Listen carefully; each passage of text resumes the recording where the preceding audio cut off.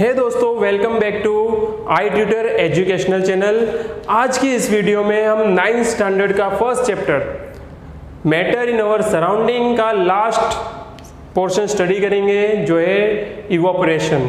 ठीक है, evaporation study करने से पहले इवोपरेशन जैसी ही एक प्रोसेस है बॉइलिंग। एक्चुअली में हम रूटीन लाइफ में दोनों को सेम कंसीडर कर लेते हैं, लेकिन एक्चुअली में दोनों में बहुत ज़्यादा डिफरेंस है। Let's study them.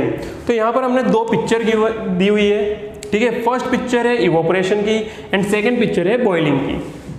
ठीक है, तो इसका डिफरेंस स्टडी करते हैं। तो इवोपरेशन जो है वो सरफेस प्रोसेस है, दैट मीन्स वो सरफेस पे से होती है। जब इवोपरेशन हो रहा है तो आप देख सकते हैं सिर्फ सरफेस का वाटर वेपर में रिलीज होगा।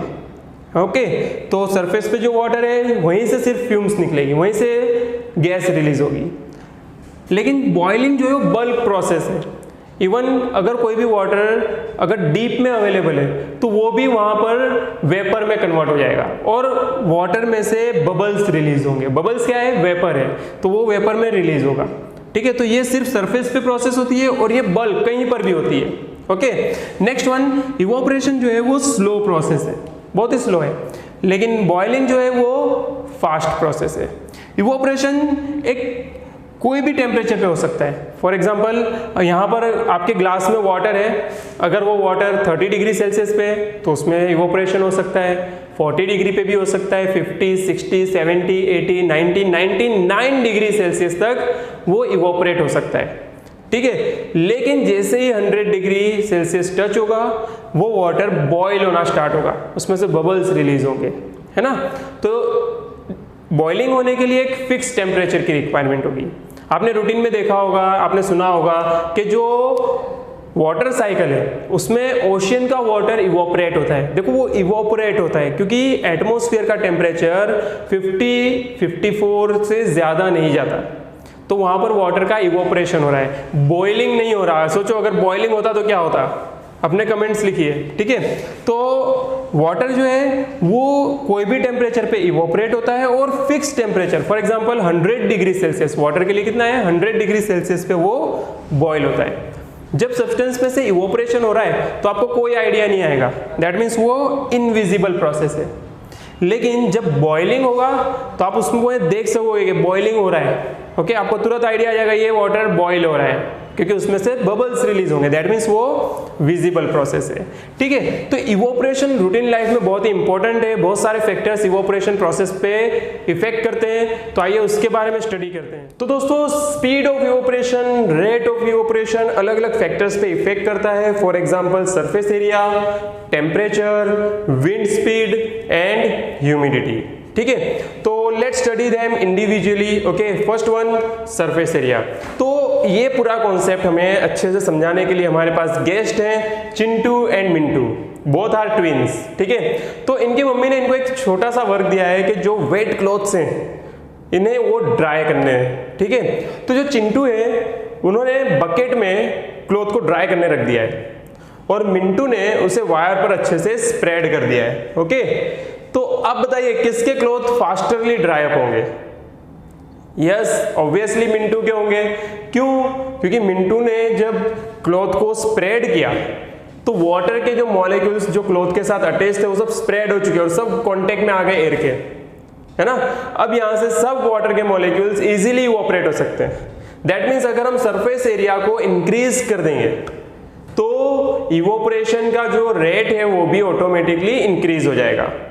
आपने ये भी ऑब्जर्व किया होगा, जब आपने टी ड्रिंक करी होगी, आप जब कप में टी ड्रिंक करोगे और सॉसर में ड्रिंक करोगे तो कौन सी टी फास्टरली कूल होती है? यस, ऑब्वियसली सॉसर की टी फास्टरली कूल हो जाती है। क्यों?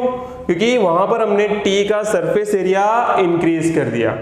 ओके, कप के अंदर सरफेस एरिया स्मॉलर था लेकिन सॉसर में सरफेस एरिया इंक्रीज हो गया, जिसकी वजह से जो वाटर है, जो इवोपरेशन है वो इजीली हो सकता है। ठीक है, तो सरफेस एरिया अगर हम इंक्रीज करेंगे तो rate of evaporation automatically increase हो जाएगा।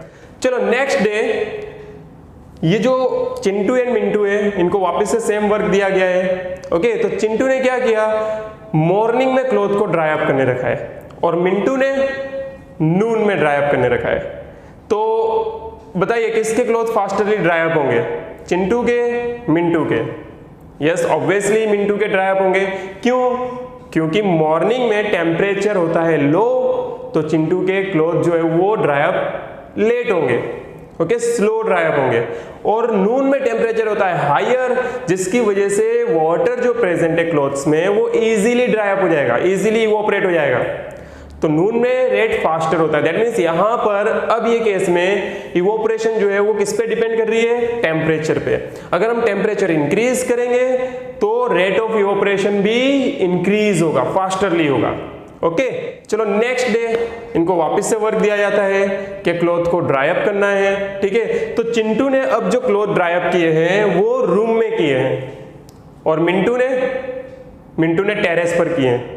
तो बताइए किसके क्लॉथ फास्टरली ड्राई अप होंगे? यस अगेन ऑब्वियसली मिंटू के क्लॉथ फास्टरली ड्राई अप होंगे, क्योंकि मिंटू ने उसे टेरेस पे ड्राई अप करने के लिए रखा है, तो वहां पर टेम्परेचर तो इफेक्ट करेगा ही, लेकिन साथ साथ में इफेक्ट करेगी विंड स्पीड।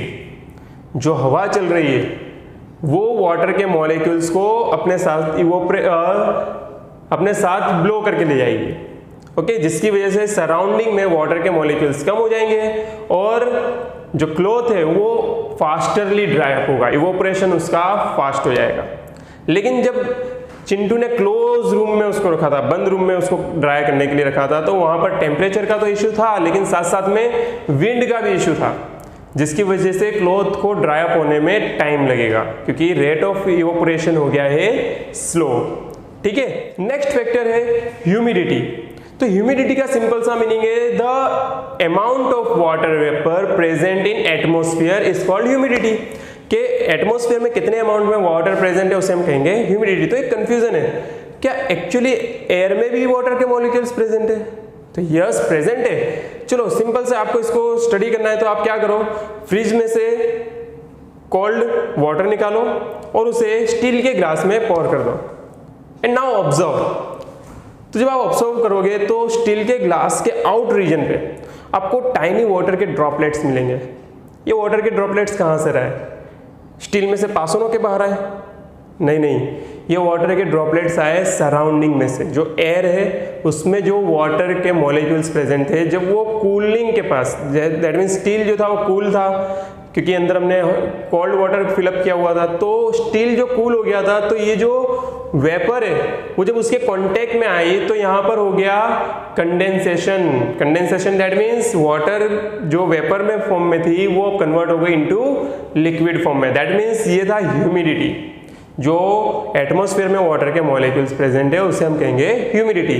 तो next day Chintu and Mintu दोनों को सेम वर्क दिया गया है कि दोनों को अगेन वाटर जो क्लॉथ है उसे ड्राई करना है, ठीक है। तो अब जो चिंटू है वो मॉनसून सीजन में ड्राई कर रहा है और मिंटू जो है वो समर सीजन में ड्राई कर रहा है। तो बताइए किसके क्लॉथ फास्टरली ड्राई अप होंगे?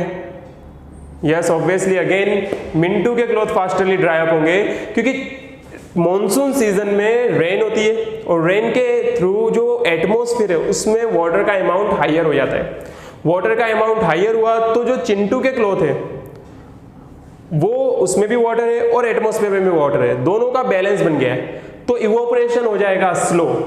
लेकिन मिंटू ने समर में ड्राई करने रखा है, तो समर में वाटर जो एटमॉस्फेयर में अवेलेबल होता है वो बहुत ही कम अमाउंट में होता है, तो इजीली यहां से क्लॉथ में से वाटर इवोपरेट हो जाएगा एटमॉस्फेयर में। दैट मीन्स यहां पर जो इवोपरेशन का जो रेट है वो हायर होगा, ओके।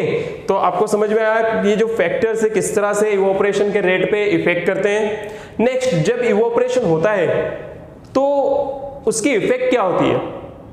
तो इवोपरेशन कॉजेज कूलिंग। जब कभी भी इवोपरेशन होगा तो वो अपने सराउंडिंग में कूलिंग करेगा। फॉर एग्जाम्पल, जब आप अभी सैनिटाइजर आपने यूज किया होगा, जब आप अपने हैंड पे सैनिटाइजर करते हो तो क्या होता है? Yes cooling, we feel cool. क्यों?